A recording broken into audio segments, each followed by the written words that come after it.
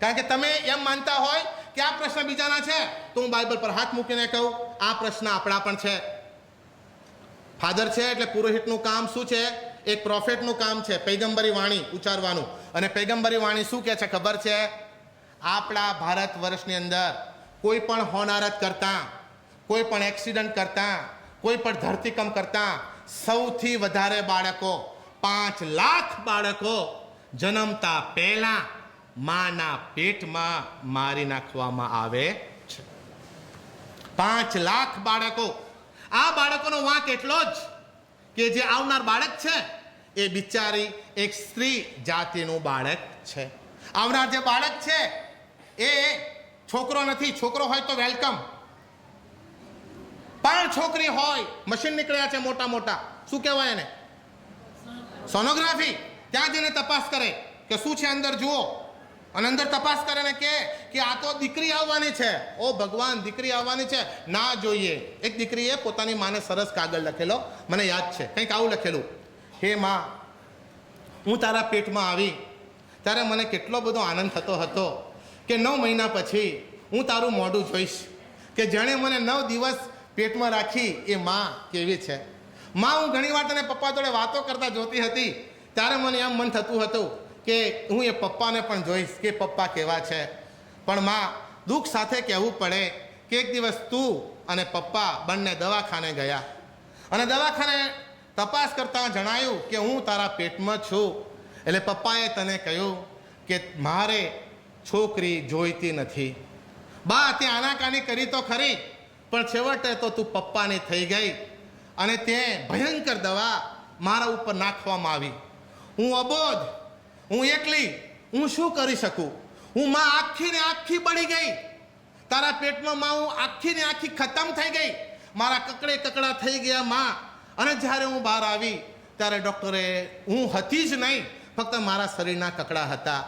પણ હે માં, હું અત્યારે ઈસુ ભગવાનની આગળ બેઠી છું. હો માં, મારા ઈસુ ભગવાન તારા કરતાં લાખ દરજે સારા છે કે એમણે મને સ્વીકારી છે. પણ હે માં, તે મને કેમ ના સ્વીકારી? મેં તારો શું વાંક કર્યો હતો માં? મેં તારો 100 ગુનો કર્યો હતો, મેં પપ્પાનો 100 ગુનો કર્યો હતો માં, કે તેમ મારી આગળ આ દશા કરી. તમે વિચાર કરો વાલા ભાઈઓ અને વાલા બહેનો, આ તે કોઈ રીત કહેવાય? જેનો જન્મ ના થયો હોય એ પહેલાં એને ખતમ કરી નાખવાનું, આ તે કંઈ રીત? પરમ દિવસના પેપરમાં જોજો, એક બેને એક એક્સિડન્ટમાં એનો દીકરો, એની પુત્રવધુ, ડ્રાઈવર 3 મરી ગયા અને કેસ 4 ઉપર કર્યો. કોર્ટે કીધું ચોથું કોણ? બોલે એક દીકરી પેટની અંદર હતી અને કોર્ટે એ ન્યાયને માન્ય રાખ્યો. એ ન્યાયને માન્ય રાખ્યો. મારો ઈશ્વર છે ને, મારી મરિયમમાં છે ને, એ ઈશ્વરના ન્યાયને માન્ય રાખે છે. મને યાદ છે, સમાજની અંદર ખોળો ભરવાનો એક રિવાજ ચાલતો હતો. આપણા સમાજની વાત કરું છું, ખોળા ભરવાનો. અત્યારે પણ તમે ખંભાત જાઓ તો તમને ત્યાં શ્રીમંતનો એ નિયમ ખબર પડે. દીકરી જ્યારે પહેલી વાર માં થવાની હોય ને, હું ઘણી વાર મેં કથા પણ કરી છે શ્રીમંતની. અમુક બહેનો બોલાવે મને, ફાધર શ્રીમંતની કથા કહેવા આવજો. અને મને બહુ જ સારું લાગે શ્રીમંતની કથા. ખબર છે કેમ? જે આજકાલની પેલી ફટાકડી છોકરી હતી ને, જે જીન્સ ટી શર્ટ પહેરીને આમમાં માટા મારતી હતી ને, હવે એનું જે યુવાનીનું રૂપ છે ને એ ધીમે ધીમે ભૂલાતું જશે. અને આ જે છોકરી છે ને એ માના વાત્સલ્યથી ઈશ્વર એને નવાજશે. એ પાછળનો અર્થ. અને અત્યારે પણ ખંભાતના ગામડામાં જાઓ, શ્રીમંત ઉજવે છે. તમે પણ ઉજવો છો ને? તમે પણ નહીં, આ બધા કોળી પટેલના છોકરાઓ છે, એમાં શ્રીમંતનો તહેવાર ઉજવાય. ખબર છે શું કરવા? દીકરીને માન મળે કે દીકરી હવે તું ઓર્ડિનરી નહીં, પણ હવે તું એક છોકરાની માં થવાની છે. એ દીકરીને સરસ કપડાં પહેરાવવામાં આવે, સરસ શણગાર કરવામાં આવે, એની આગળ ચાદર પાથરવામાં આવે, પાછળ પગલાં પડે ત્યાં પૈસા મૂકવામાં આવે. આ ખબર છે આ શું કરવા? સ્વીકાર છે એનો, સ્વીકાર છે એનો, સ્વીકાર છે. કોનો? દીકરીનો સ્વીકાર છે.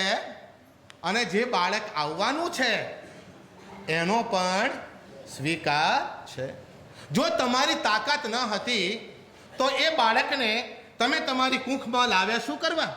અને તમે એવું માનો છો કે એમ મારી નાખવાથી તમારા પર ઈશ્વરના વિશેષ આશીર્વાદ ઉતરવાના? માફ કરજો, કોઈક જગ્યા પર આપણી સમજ કાચી છે, કોઈક જગ્યા પર આપણે ભીત ભૂલ્યા છીએ. એ નાનું આવનાર બાળક તમે હોત અને તમે આ દુનિયામાં ના આવ્યા હોત તો હું જન્મ્યો એ વખતે મારી માએ મારો જ ગર્ભપાત કરાયો હોત તો હું આ દેવળમાં આ પોઝિશન પર બેઠી શક્યો હોત નહીં, હું આવી જ ન શક્યો હોત, કારણ મારી માએ એ રોકી લીધું. વાલા ભાઈઓ અને બહેનો, પ્રશ્ન આમ બહુ સામાન્ય લાગે છે. કોઈને એવું લાગતું હશે કે ફાધર આવી વાતો ના કરવી જોઈએ. હું કંઈ તમારા ત્યાં લોટ માગી ખાનારો નથી કે તમે મને કોઈ એ વાત મારે તમને કહેવાની. મારી પવિત્ર ફરજ બને છે. મારો પ્રભુ મને કહે છે, મારી મા મરિયમ માતા મને કહે છે. અને અમુક બહેનો તો જો એકદમ આમ જોવે ને તો તમને લાગે કરે રે બાકી ઈશ્વરનું સર્જન છે આ. અને અમુક તો આમ એને ગુજરાતીમાં શું કહેવાય, આંખને ગુજરાતીમાં શું કહેવાય, નેણ. બીજો શબ્દ લોચન. બહુ સરસ. બીજો શબ્દ કયો?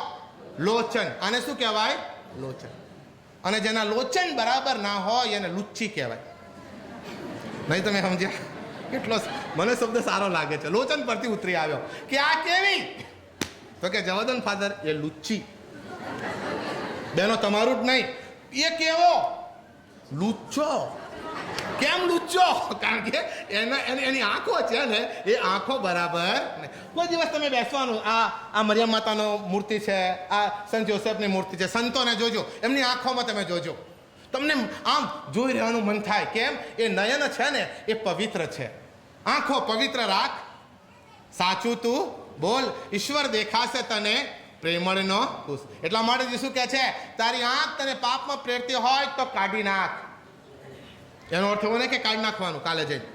એનો અર્થ શું કે 2 પોપચા પ્રભુએ આપ્યા છે. આ 2 પોપચા શું કરવા આપ્યા? બંધ કરી દેવાનું.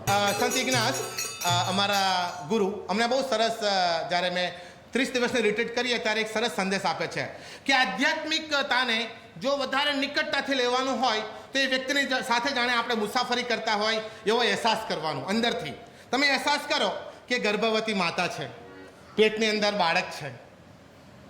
કોઈ દાયણ બાયણને હાથે લેતા નથી, કોઈ નર્સ બર્સને હાથે લેતા નથી, કોઈ દવાઓ લેતા નથી. અમુક તો દવાઓ ઉપર દવાઓ ઉપરથી કે ડૉક્ટર થોડું ગ્લુકોઝ અલા કાઢવા જેવું છે તારામાંથી, ઉમેરવા જેવું નથી, તોય થોડું ગ્લુકોઝ આપજો ને આવી બધી વાતો કરે. અને જો મરિયમ માતા સરસ શબ્દ કહે છે, માએ સતનો માંડ્યો ચરખો જો ધરણી ધરનું ધ્યાન ધરે. પોતાનું ધ્યાન હંમેશા ઈશ્વરમાં જ છે. કર્મ કરે છે નો ડાઉટ, પણ કર્મની અંદર ઈશ્વરની ભક્તિ પણ પ્રાધાન્ય છે. આપણી મણિનગરની તકલીફ કેવી? ડૉક્ટર વધારે, ભગવાન ઓછા. અને પછી આવ્યા પછી કે હું થાકી ગઈ એટલે મિસમાં ના આવું. અને પેલો કે સારું તું તાર હુઈ રહે, હું જઉં છું. અને આવે ખરો, પણ અડધી મિસ પછી આવે અને અડધી પૂરી થઈ પેલા જતો. તમે સમજ્યા? પછી ધરણીધરનું ધ્યાનનો સવાલ જ ક્યાં ઊભો થાય છે? ત્યારે ઈશ્વરના નામનો સવાલ ક્યાં ઊભો થાય વાલા ભાઈઓ?